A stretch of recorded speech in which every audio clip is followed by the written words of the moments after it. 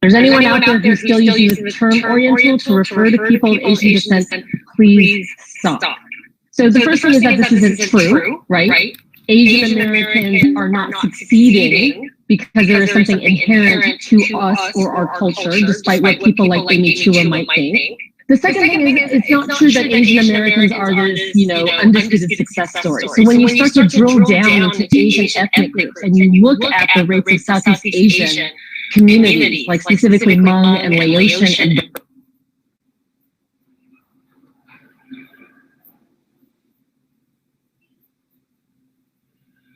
That's weird. Let me just try again.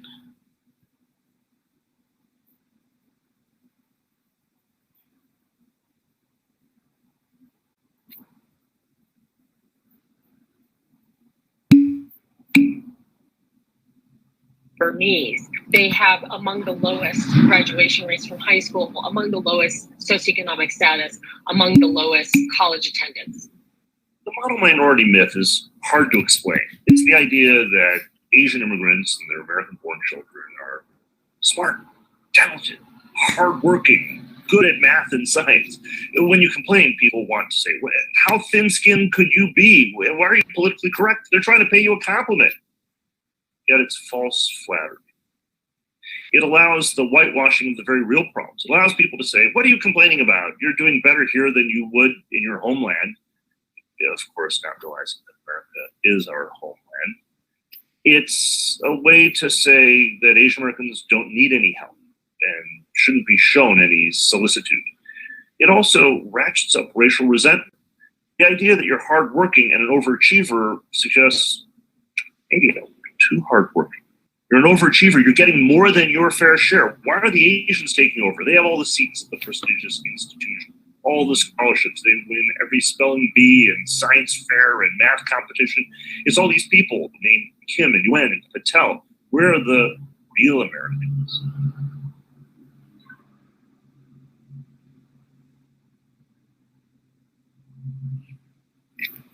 What the model minority myth does, what the journalist, when he first used it, meant to do was praise Japanese Americans in the 1960s and to say, like, look at these good, hardworking, quiet, passive people who come to the United States and they don't cause any trouble. And the subtext of that was, unlike the way that Black Americans are currently causing trouble for the United States. It's another way, I think very subtle, of saying to African Americans and other people of color, the Asians, they made it. Why can't you? Okay, so clearly we can see it's damaging because it is somehow creating a binary between Asians as a good minority who are able to succeed, and then every other racial minority group, Latinx people, Indigenous people, and of course, Black Americans. And I certainly think there are people, not just white Americans, but we can look at Candace Owens, for example, who is using this model minority rhetoric to somehow create divisions between Asian Americans and Black Americans or other racial minorities. Now, there are plenty of Asian Americans who don't believe this and have never bought into this. There have always been individual Asian Americans who have worked in solidarity for social justice. The poster behind me is of Grace Lee Boggs, who was a notable Detroit activist who spent her lifetime really advocating for the rights of poor people everywhere, as well as disenfranchised people everywhere, but especially in her local community of Detroit.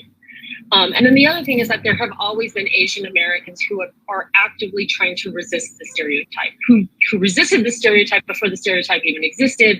People like Yuri Kochiyama, Japanese American activist. Very famously, there's a photo of her cradling the head of Malcolm X when he was assassinated in New York City. And then, in our present day, there are so many Asian American leaders who are fighting on behalf of social justice and especially against anti-Black racism.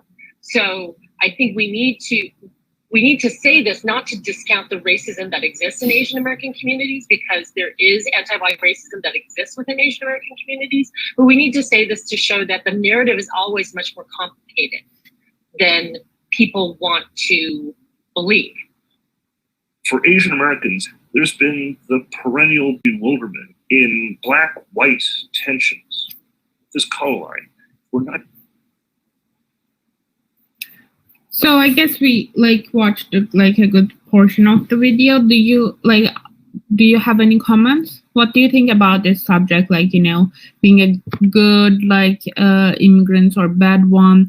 So what do you think about this model myth?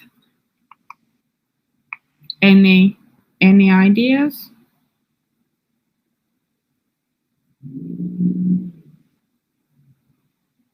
Nope.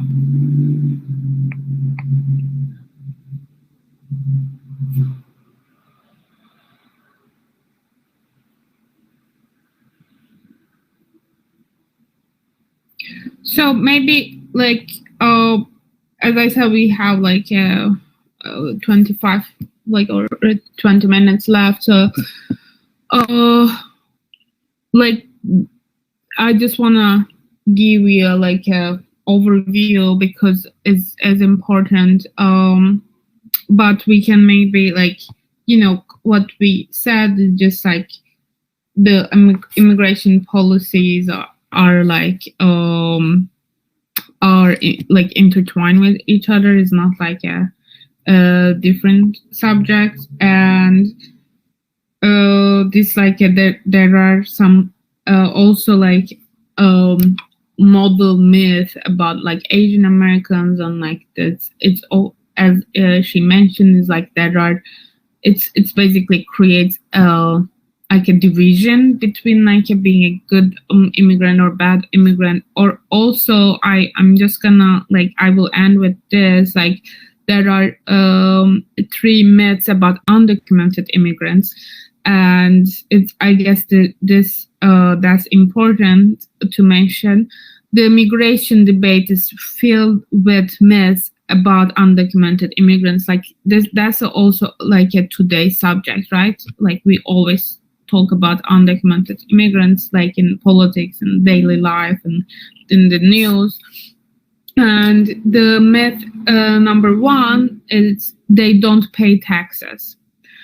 Right? In fact, undocumented immigrants pay sales taxes on items they consume just like everyone else. Of course, if you buy something, you pay taxes, sales taxes. They also pay income taxes, Social Security, and Medicare, which are dedicated from their paychecks. And even though they won't get to use those benefits, so they also pay income taxes.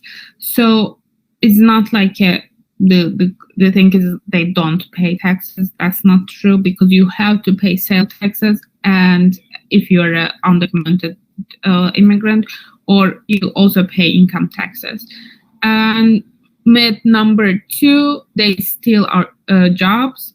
How are we going to challenge this? Is in fact, many companies actively recruit undocumented immigrants because they don't want to pay honest wages or ensure workplace safety. So this is not they steal jobs. And also, I want to mention that this is not a unique rhetoric or narrative belongs to the US. Is everywhere, in Germany, in Turkey. Now in Turkey there are a lot of Syrian and Afghani refugees, and the rhetoric and the Turkish economy is not doing well. Is they are struggling a lot, and so the hatred against these refugees is here, or in Germany, same, or in France is towards to undocumented immigrants or refugees. But the reality is this not about those people, is about the companies or the people who give work, give jobs to them. In general, they don't want to pay honest wages, or ensure workplace safety. So that's also the bigger problem than the undocumented immigrants. So because undocumented immigrants, fearful of deportation in general everywhere, not just here, as I say, often won't protest against like such policies or like the workplace problems of workplace safety or other problems. So, and the last myth, is number 3. They all cross the border illegally. That's also like not true. In fact, nearly half all undocumented immigrants come to the US legally on visitor, work, and student visa, and in general they overstay their visa in order to continue living and working in the US. And they don't, like, not all the undocumented immigrants cross the border illegally. They came legally and overstay because also there's the US immigration system is extremely problematic and we really need lots of changes on the immigration policy. So I hope it was helpful. You didn't talk, but I hope you learned something. So what about the climate change? What is climate change?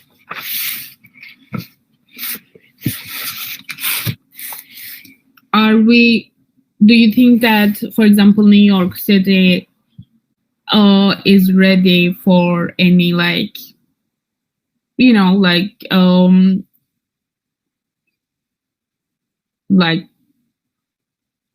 big climate issues?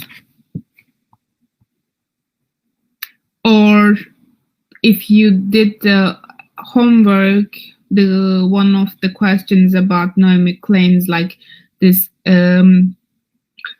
6 kind of requirements to change to basically change the climate change. If you did the homework, maybe you can talk about those 6 points.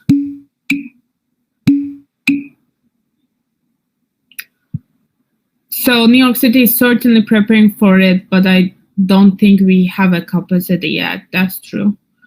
I don't know if New York City is ready, but is that been preparing according to article we read? Yes.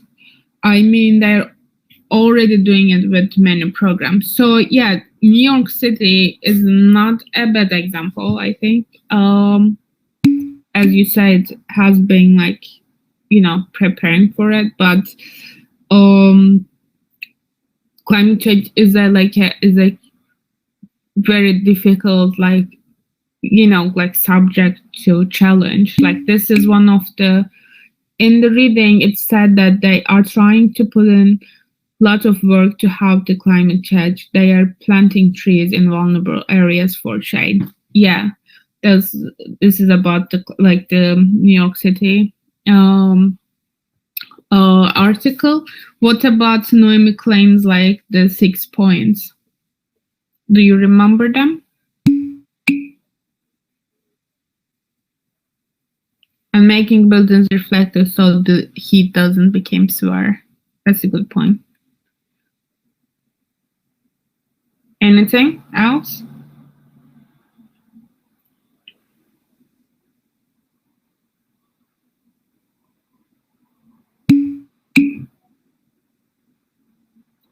One of the Naomi Klein's point, taxing the rich. Yes. One of the points was limiting corporations, taxing the rich, relocalizing production, and ending the cult of shopping. So I just wanna we can go over those points, but I just wanna say one thing. I think sometimes all of us, we I don't know, maybe not all of us, but at least me, I try to, like do recycling, like to separate the trash and those kind of like small things. And like probably we feel like, or I feel a little bit like pressure, like, oh, I need to do this, like it's good for the like our nature environment. But actually this, like as we see in this week, it's just like this is a bigger like problem, right? Of course we need to do like whatever we can, but I guess putting the pressure on the people, like individuals like us, is not a very good actually like solution, right? Like if a big like companies or factories, they don't do what they need to do, there is nothing else we can do as an individual, right? Like what do you think about that? Do you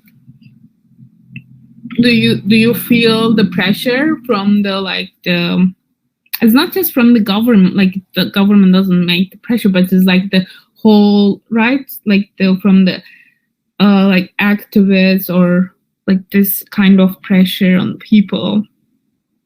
Do you feel that or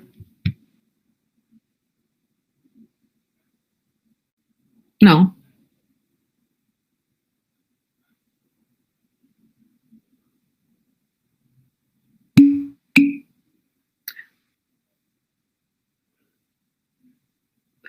Yeah, it's not like it's might be the personal thing too, but what I wanna like remind you, I guess, Naomi Klein, like she tried to say the same thing. This is not like an individual problem.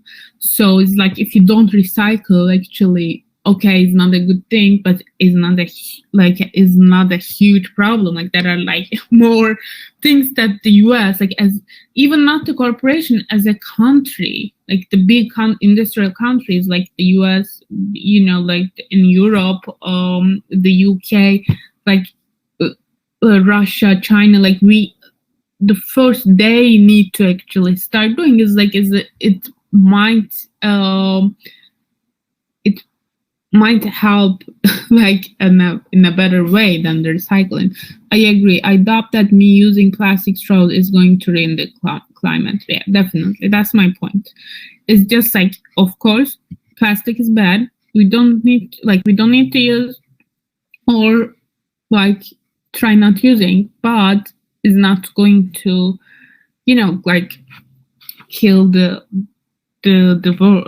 earth. It's just like there are more problems in this issue that I guess is like not taking seriously. Corporation and by extension the world governments need to come together and make an actual plan so we can properly take steps to solve the issue. Yeah, this I guess that's her point too. Like the Klein's point is just like the governments. The world is not here again. Is not about the US. Of course, US is one of the biggest like industrial like country in the world, but Canada, US, the EU, the UK, the other countries, they need to come together and make an actual plan.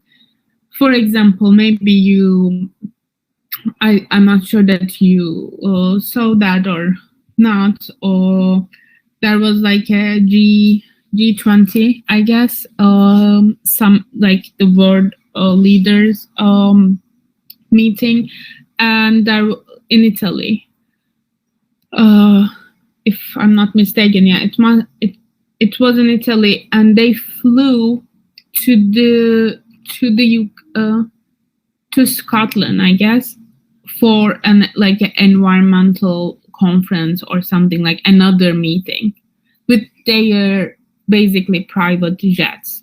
So that's like, that's the problem. Like this is not an actual plan. That was the discussion was about, okay, you are like the world leaders, you are going to discuss like the problem of the climate change, how to solve it, what are the problems here, what is there a solution, how are we going to fix this, blah blah, with and they flew with their own private jets, which the worst thing for the environment, one of the worst, the airplanes and specifically jets. And it's just that's the when you see those kind of the problems in between the governments and the leaders specifically, I agree with Anish, is I question my usage of plastic, and I guess it's just I guess climate change is really about the world governments and to make an actual plan, and they need to immediately take steps to solve this issue, not individuals. Do you want to add anything?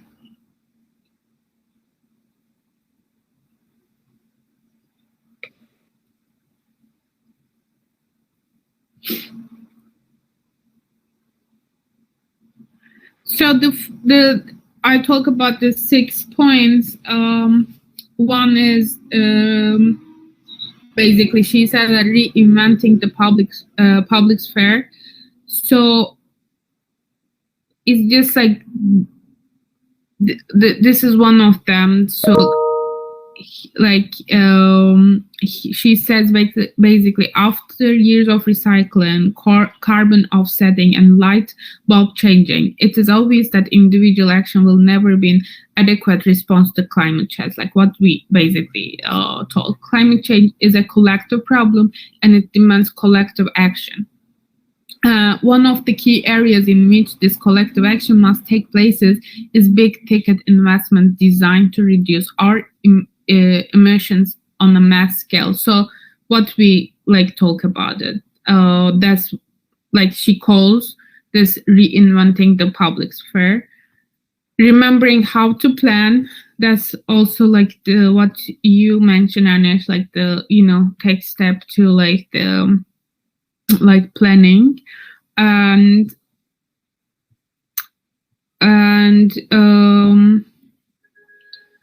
reining in corporations. I guess some of you, limiting corporations, relocalizing production, ending the cult of shopping, and taxing the rich. So those are her points, how to respond to climate change, but also while she's doing that, she, of course, you can see that she criticized, of course, the capitalism. So the article title is Capitalism versus the Climate. So her point, her point is to criticize capitalism, and I guess she says that there are some governments deny the climate change and the problem of climate change, and she said they blame people like her, they use the problem, they use the term of climate change to end capitalism, or it's about capitalism, it's not about the climate change. And she's saying that yes, it's about capitalism, but it's also true. It doesn't mean that it's untrue. And we just we are saying this just because demolishing the capitalism, but it's impossible to fix the problem without criticizing capitalism. Are we clear here?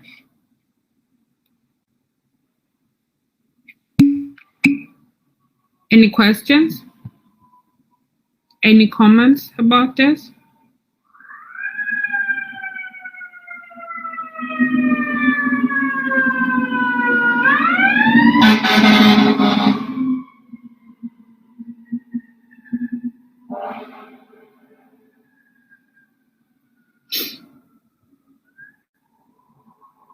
Anything?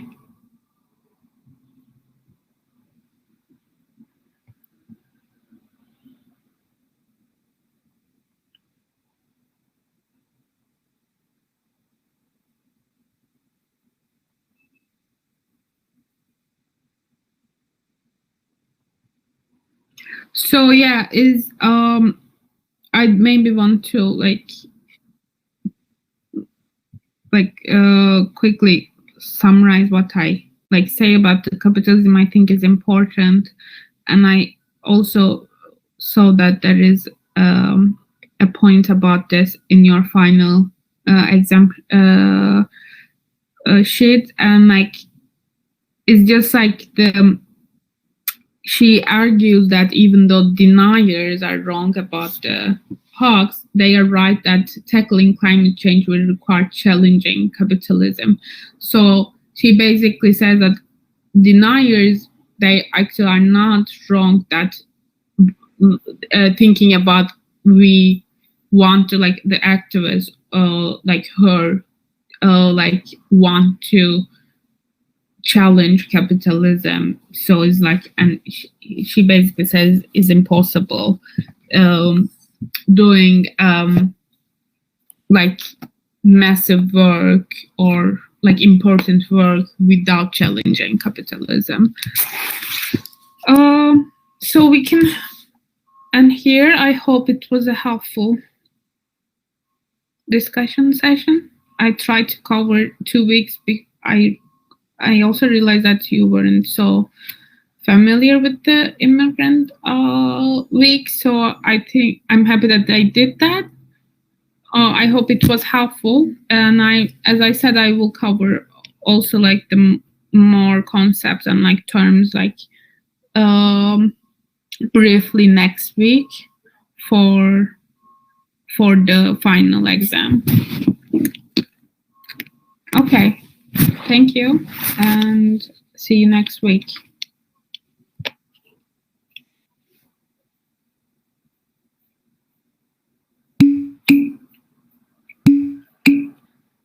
You too.